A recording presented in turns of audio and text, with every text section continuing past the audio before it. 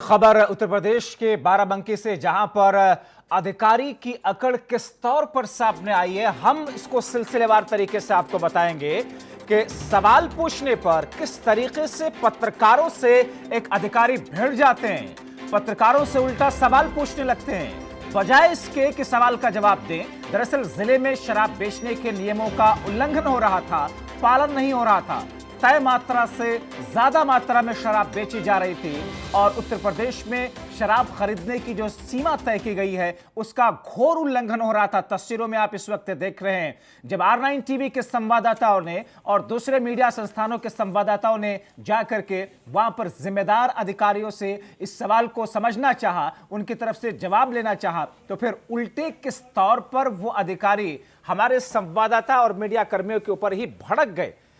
मगर हम आपको ये पूरी खबर हर पहलू से अवगत कराएं, उनकी जिम्मेदारी और जवाबदेही पर उनकी तरफ निशानदेही करें। आइए सुनवा देते हैं आपको, आप सुनिए। ये अकड़ एक अधिकारी की है, ये अकड़ एक अफसर की है और सिर्फ अकड़ ही नहीं, शायद जानकारी का भी अभाव है। सुनिए पहले आप। बाराबंकी में जिस तरह से शराब बिक रही है, नहीं जिस तरह से शराब बिक रही है आपके संरक्षण में बिक रहा है। बाराबंकी में झोले झोले में लोग लेके जा रहे हैं, आपके संरक्षण में बिक रहा है और आप बाइट नहीं दे रहे हैं। ये मास्क नहीं लगा हुआ क्या? ये अंगोछा मास्क नहीं, प्रधानमंत्री हमारे प्रधानमंत्री लगा रहे हैं, डीएम साहब हमारे पहन रहे हैं, हमारे प्रधानमंत्री मास्क लगाते कि नहीं लगाते? ये डीएम साहब भी हमारे पहन रहे हैं। ये कोई मास्क नहीं है, यही मास्क है। आप बताइए कि प्रधानमंत्री हमारे जो लगाए वो मास्क नहीं है। मैं इसको मास्क नहीं मानता। आप नहीं मानते ना, आप नहीं मानते, आप प्रधानमंत्री जो कर रहे हैं वो नहीं मानते। आपने अकड़ सुनी आबकारी अधिकारी की। इससे पहले कि हम इस खबर पर और आपको अलग अलग पहलुओं से अवगत कराएं, आइए बाराबंकी के सांसद उपेंद्र सिंह क्या कह रहे हैं, पहले उनको सुनते हैं। ग्रामीण लोग गमछा लेकर के ही चलते हैं, तो करीब 40-50% लोगों के पास ऑलरेडी गमछा रहता है। सब लोगों को मास्क की अगर आवश्यकता है और सब लोग मास्क ढूंढने लगेंगे तो एक साथ इतने मास्क जो है वो उपलब्ध भी नहीं हो पाएंगे। तो इसलिए उन्होंने विकल्प के रूप में कहा था कि गमछा का प्रयोग कर सकते हैं। देखिए, मैंने भी गमछा ओढ़ रखा है। तो मास्क का काम है कि मुंह और नाक को ढके रखना। आप उसके विकल्प के रूप में हम गमछे से भी अपने मुंह और नाक को ढके रख सकते हैं।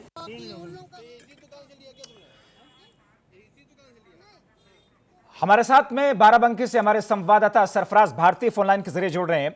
सरफराज, हुआ क्या था, पूरी घटना को एक बार नरेट कीजिएगा, बताइएगा दर्शकों के लिए, क्योंकि जिस तरीके से उनका बिहेवियर सामने आया है आबकारी विभाग के अधिकारी का, जाहिर तौर पर उस पर सरकार तो संज्ञान लेगी ही लेगी। बताइए पहले हुआ क्या था।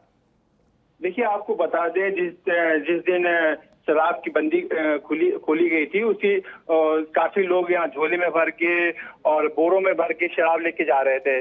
उसका विजुअल R9 की टीम के पास में मौजूद था, चलाया भी। उसके बावजूद जब हमने वहाँ के अधिकारी से बात की, अधिकारी से बात की, तो उन्होंने डिनाई कर दिया कि ऐसे कुछ नहीं है। फिर इसके बाद में जब हम लोग गए थे तो हमारे मुंह पे बाकायदा गमछा बंधा हुआ था, मुंह बंद, हम लोग प्रोटेक्ट कर रखे थे। इसके उन्होंने भड़क गया कि आप लोगों ने गमछा क्यों बांध रखा है, आपको मास्क लगाना चाहिए। जब हम लोगों ने कहा नहीं, मास्क तो है, ये गमछा, जब प्रधानमंत्री हमारे गमछा बांधे हुए हैं तो हम भी बांध सकते हैं। उन्होंने कहा नहीं, इसको ये मास्क लगाइए तब हमसे बात कीजिए। इसलिए वो भड़क गए और कहीं न कहीं जो शराब माफिया है उनसे मिली भगत है, जिसका वो जवाब देना नहीं चाह रहे थे। आज जो बाराबंकी के सांसद है उनसे ये बात कही गई कि मीडिया को उन्होंने इस तरह से बात कही है कि जो गमछे हैं वो नहीं बांधना चाहिए। कहीं न कहीं उन्होंने संज्ञान लेते हुए उस अधिकारी को सरफराज, उनका ये व्यवहार जिस तरीके से, गलत तरीके से दिखा है, आप लोगों ने बाराबंकी के सांसद से बात की, क्या अभी तक आला अधिकारियों की तरफ से इस खबर को, इस बात को संज्ञान में लिया गया? किसी तरह का खेद प्रकट किया इन महाशय ने?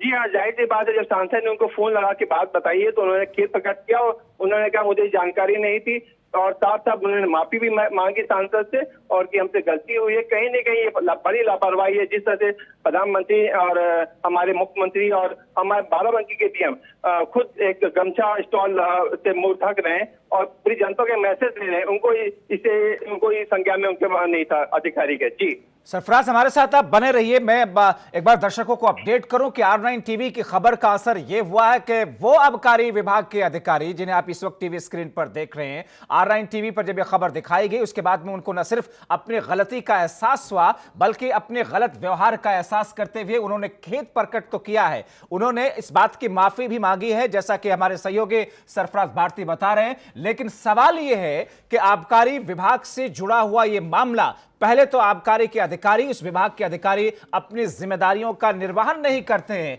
यानी कि शर्तिया तौर पर शराब की बिक्री को लेकर के जो एक लिमिट निर्धारित की गई थी उस लिमिट को क्रॉस किया जा रहा है, उसकी धज्जियां उड़ाई जा रही हैं, नियमों का पालन नहीं हो रहा बाराबंकी के अंदर। और उसके बाद में जब इस अव्यवस्था को लेकर के R9 टीवी के संवाददाता, दूसरे मीडिया हाउसेस के संवाददाता वहां पर पहुंचते हैं तो फिर ये महाशय जो कि टीवी स्क्रीन पर आप देख रहे हैं, ये न सिर्फ दुर्व्यवहार करते हैं, गलत बयानी करते हैं, उल्टे रिपोर्टर से R9 टीवी के सहयोगी से यह कहते हैं कि आपने मास्क क्यों नहीं पहना, जबकि R9 टीवी के संवाददाता सरफराज भारती ने वहां पर अपने चेहरे पर कपड़ा या गमछा लपेट करके रखा था। खुद प्रधानमंत्री नरेंद्र मोदी बार बार इस बात का जिक्र कर चुके हैं कि आपको फैशनेबल मास्क या फिर ऐसे मास्क के पहनने की जरूरत नहीं है, आप घरों में मास्क बना सकते हैं, वो कपड़े जो कि आपके घर में हैं उनसे आप मास्क बनाइए, दूसरे लोगों को दीजिए, खुद पहनिए। लेकिन यह महाशय ये कहते हैं कि ये रुमाल, ये मफलर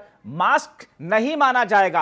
अब इनको कौन समझाएगा? क्या मुख्यमंत्री से लेकर के प्रधानमंत्री की तरफ से जो बातें कही जा रही हैं इनके कान पर पर्दा पड़ा रहता है? जो एडवाइजरी जारी की जाती है स्वास्थ्य महकमे से लेकर के दूसरे और विभागों की तरफ से, क्या उन तमाम चीजों का ये उल्लंघन कर रहे हैं? और ऐसे में अपनी अकड़, अपनी बदतमीजी, अपने दुर्व्यवहार के चलते या फिर अपने इस अड़ियल रवैये के चलते ये क्या पत्रकारों के साथ में बदतमीजी करेंगे? और समझा यह जा सकता है कि अगर ये मीडिया कर्मियों के साथ में इस किस्म का सलूक करते हैं तो फिर आम लोगों के साथ में कैसा बर्ताव करते होंगे। हमारे सहयोगी सरफराज भारती हमारे साथ फोन लाइन के जरिए जुड़े हुए।